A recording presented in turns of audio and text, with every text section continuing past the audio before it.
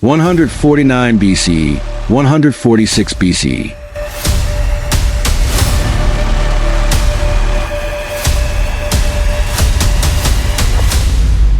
During the Third Punic War, they laughed. Inside the great halls of Rome, beneath marble pillars carved to honor conquest, the Senate laughed.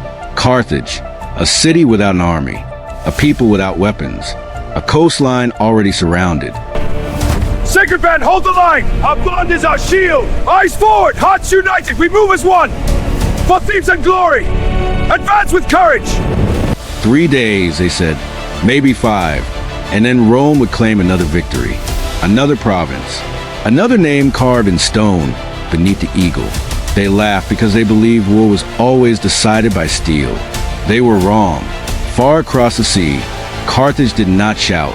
There were no speeches from balconies, no rallying cries, no warriors lifting swords to the sky. Instead, the city went quiet, terrifyingly quiet.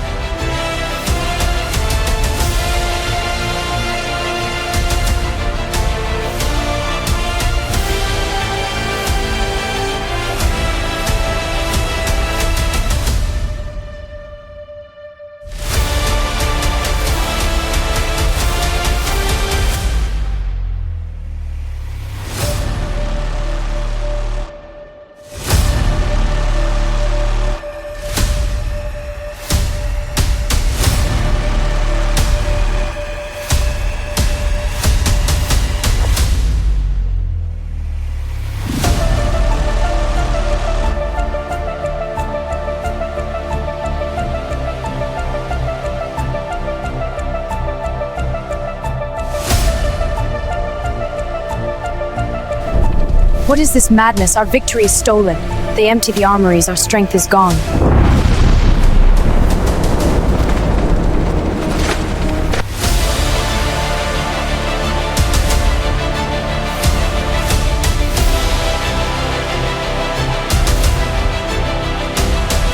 We have no choice! Melt it all!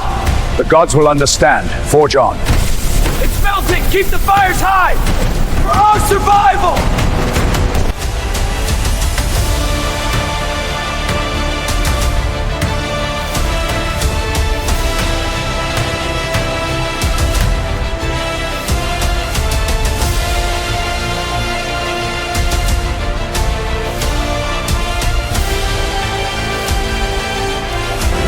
My people, the storm gathers, but we stand as one. Carthage will not yield! Lift your faces to the heavens, show our strength. Together, we prevail. The enemy approaches. We must prepare. Water for the forges! These will pierce their hearts.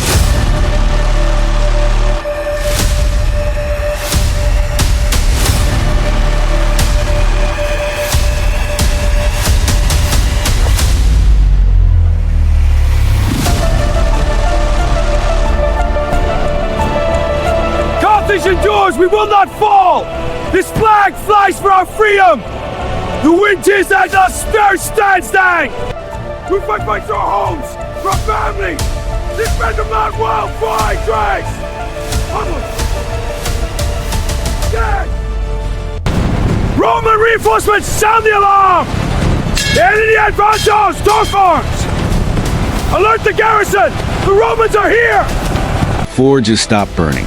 Gates were dismantled, metal was buried, tools were melted into farming blades, walls were stripped of anything Rome could seize. The people did not prepare to fight, they prepared to endure. When the Roman legions arrived, they expected resistance, they expected arrows, they expected boiling oil and blood on stone. They found silence. The gates stood open, the outer defenses empty, the city calm, too calm. Roman soldiers marched forward cautiously, but there were no traps, no warriors, only watchful eyes from windows and rooftops. Not angry, not afraid, watching, waiting. Rome established their camps. Thousands of tents stitched together across the horizon, war machines assembled, supply lines stretched from the capital like arteries, feeding a heart of conquest.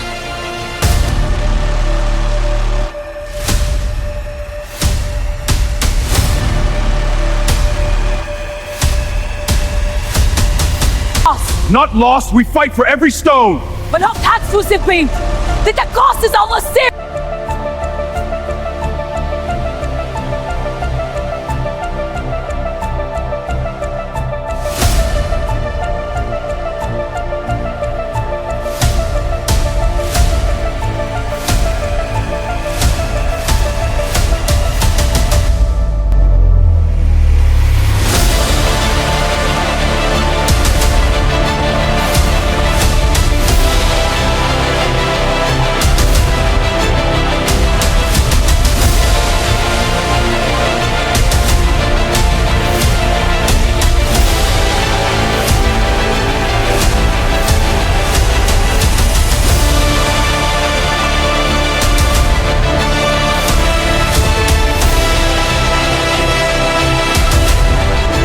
Let Carthage's ruins be sown with salt.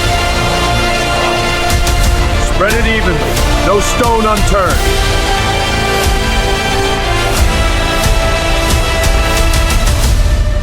They would starve Carthage out.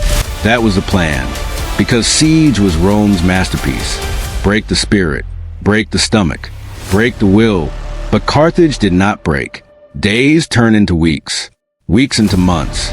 Carthage consumed carefully rationed grain grown inside their own walls. Water drawn from hidden wells the Romans did not know existed. Underground tunnels moved food unseen. Families shared. Children whispered instead of cried. No riots, no betrayal, no surrender. The Romans waited for panic. It never came. Winter arrived. The winds off the sea howled across Roman camps. Rain soaked their tents. Food rotted. Disease spread, morale weakened. Still, Carthage remained silent. Roman scouts reported something strange. No weapon production, no training drills, no army forming. They were not even preparing for a final stand.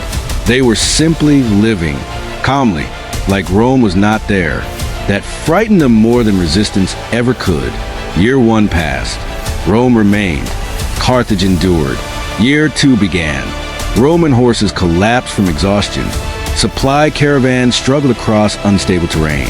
Desertions increased. Senators back in Rome began asking questions. Why was Carthage still standing? Why had no victory message arrived? Because there was no battle to win. You cannot defeat what refuses to engage you. Inside Carthage, there were no swords, no shields, no formations. There was unity, unbreakable discipline, absolute patience. Every citizen understood the strategy.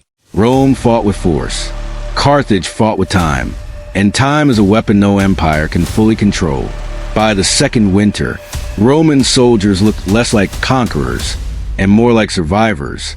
Armor rusted, beards untrimmed, eyes hollow. The Romans were starving, not from lack of food alone, but from lack of purpose. They had trained their whole lives to fight, to clash, to dominate, but there was no enemy charging at them. Only walls, only silence, only the uncomfortable realization that they had marched across the world for nothing. Year 3, the Roman general stood in his command tent staring at maps that had not changed in 36 months. No breakthrough, no war, no glory, only cost. Political pressure mounted. Whispers spread. What if Carthage wasn't weak? What if this was strength, disguised as patience? Every day Rome stayed. It looked less like siege and more like desperation. Carthage understood something Rome never did. Empires rely on momentum. Momentum relies on victory. Victory requires battle. Deny the battle, and the empire begins to bleed. One morning, after 3 years of silence, Carthage opened its gates. Slowly, deliberately, Roman soldiers rushed to formation, expecting ambush, expecting fire,